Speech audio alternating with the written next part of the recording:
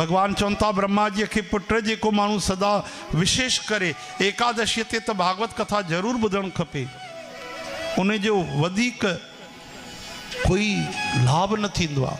ऐं 11 ते बि जेको भक्ति भजन न करे कीर्तन न करे भगवान जी कथा न ॿुधे त श्री कृष्ण चवनि था उन खां वॾो कोई पापी बि कोन्हे। सम्झो न, 11 भक्ति दिवस आहे। 11 आहे भक्ति भगवान जे भजन जे करे ही 11 भगवान ठाही आहे कि जेके समय नथा कढनि, दुकानदार आहिनि, व्यस्त आहिनि, करोड़े रुपया रोज़ था कमाइनि, उहे बि 15 ॾींहंनि में हिकु ॾींहुं छुट्टी करे भक्ति कनि।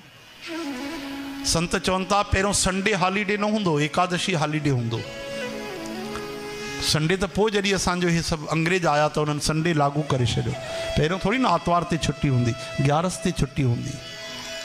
असां नंढा ॿार हूंदा हुआसीं जॾहिं त असांजे गांव में ढिंडोरो पीटे वेंदा हुआ कि सुभाणे 11 अथव ऐं ख़बरदार कोई बि ग़लति कमु न करे, मांस विकण वारा न अचनि।